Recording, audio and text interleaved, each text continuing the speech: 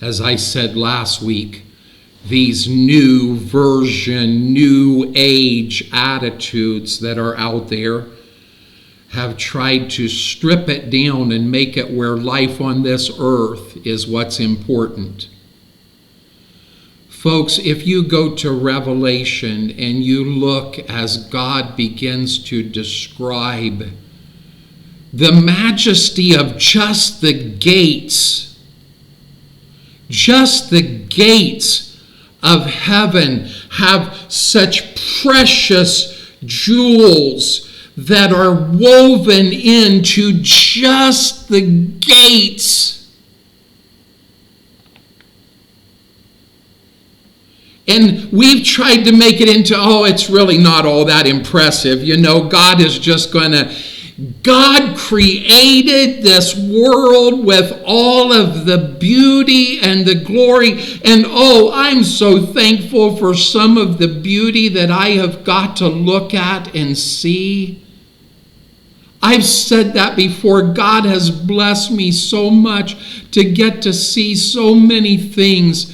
The mountains and the oceans and just gorgeous things. God created that knowing that He was going to destroy it. Imagine, you can't imagine, because it's not entered into the mind of man what God has prepared for His people. You can't even imagine it.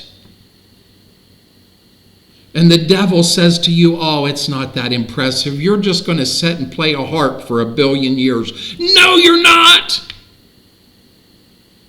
It's going to be ecstasy beyond anything that your mind can imagine. Just the gates have precious jewels in them.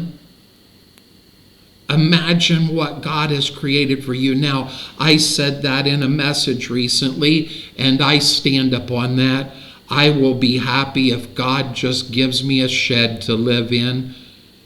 It isn't those things that makes heaven wonderful to me.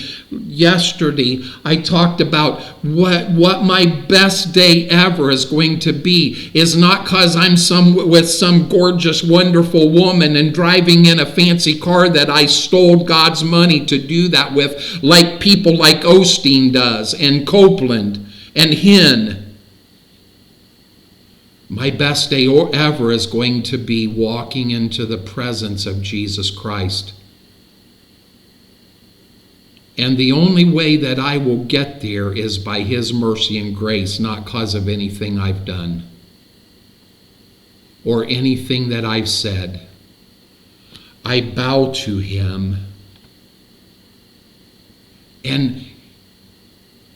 But my mind can't imagine, and we run around saying, I've got to do this and I've got to do that. I can't eat any food. I can't drink any drink. I've got to, because I want to live a long time in this earth. I'm 61 years old, and I was bound and determined I wouldn't live to see 30.